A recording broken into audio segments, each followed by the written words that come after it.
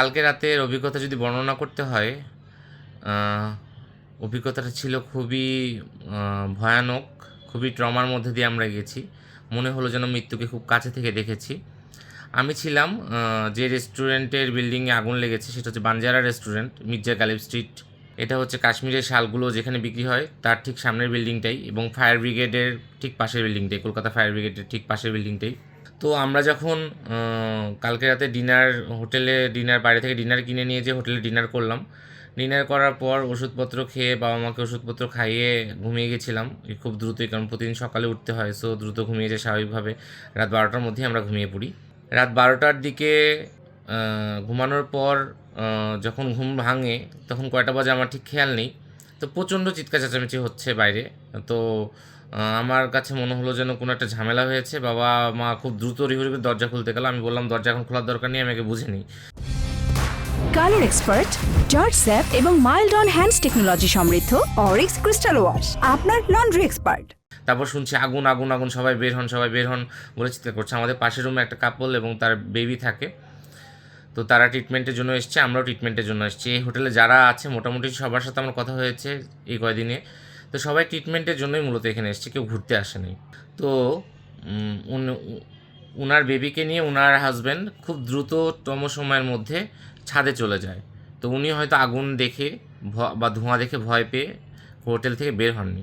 আমরা হোটেলে ছিলাম মোট 5 জন। আমাদের সামনের রুমে এক ভদ্রলোক, ওনার নাম আমি সঠিক জানি না, এবং ওনাদের নামও আমার সঠিক জানা নেই, শুধু দেখাশোনার মাধ্যমে পরিচয়। তো আমি, বাবা মা, পাশের রুমের ভদ্রমহিলা এবং আরেকটা রুমের 1 নম্বর রুমের এক ভদ্রলোক, এই 5 জন আমরা রুমে ছিলাম। তো এরই মধ্যে আমাদের পাশের রুমের ভদ্রলোকও নেমে যায় দৌড়ে বা ছাদে উঠে যায়। তো আমার ধারণা আমাদের নিচের ফ্লোরেই আগুনটা লাগে, এবং আমি ফায়ার সার্ভিসের কাছ থেকে সেটাই শুনেছিলাম। তো আমার পাশের মহিলা প্রচণ্ড ট্রমার মধ্যে চলে গেছেন। তিনি মানে নিঃশ্বাস নিতে পারতেছেন না। তিনি মানে তার বাচ্চার জন্য হাহাকার করতেছেন। আমাকে বারবার বলছেন এই ফায়ার সার্ভিসে ফোন দেন, ওনার হাজব্যান্ডকে ফোন দেন, ওনার হাজব্যান্ডকে উনি ফোনে পাচ্ছে না, লাইনে পাচ্ছে না, কী হলো, বা আগুনের মধ্যে ওনার হাজব্যান্ড কীভাবে বাচ্চাকে নিয়ে চলে গেল, ওনার বাচ্চার কী হলো। উনি প্রচণ্ড ট্রমার মধ্যে চলে গেছেন অলরেডি। তো ওনাকে আমরা শান্ত করার চেষ্টা করছিলাম, আপু একটু শান্ত হন, আপনি অসুস্থ হয়ে পড়বেন, আপনারা সবাই কমন বাথরুমে যান। এখানে একটা যে কমন বাথরুম আছে, একমাত্র ওই বাথরুমটার যে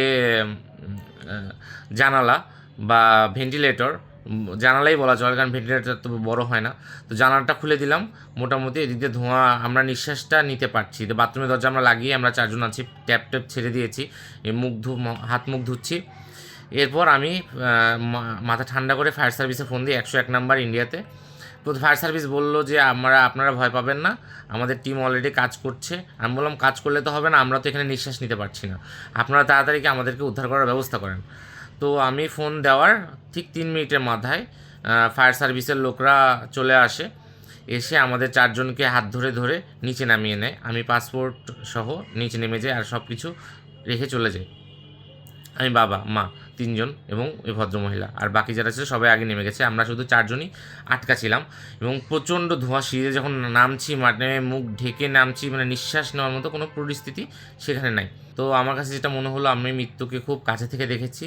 যে আমি যখন আমার রুমের দরজা খুলে হোটেলের মেইন দরজাটা খুললাম, দেখছি আগুন আর আগুন, এবং সেই সাথে আগুনের স্ফুলিঙ্গ উঠতেছে এবং প্রচণ্ড কালো ধোঁয়া। সবচেয়ে খারাপ লেগেছে যখন নিঃশ্বাস নিতে পারছিলাম না, প্রচণ্ড নাক মুখ জ্বালা পোড়া করছিল, চোখ দিয়ে তাকাতে পারছিলাম না। তো এই পরিস্থিতিটা খুব খারাপ লেগেছিলো।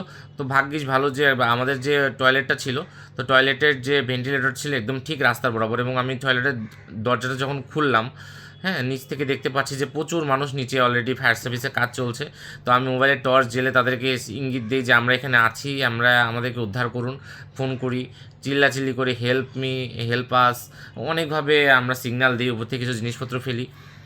তো এইভাবে আমাদেরকে তারা খোঁজ পায় এবং তারা উদ্ধার করে, এবং একে একে তারা অনেককে উদ্ধার করে। এবং আমি যখন এখান থেকে বের হই, নিচে দেখেছি অ্যাম্বুলেন্সে করে অনেক মানুষকে নিয়ে যাওয়া হচ্ছে, তারা ডেথ নাকি অজ্ঞান হয়ে আছে নাকি আহত কিছুই বুঝতে পারছিলাম না।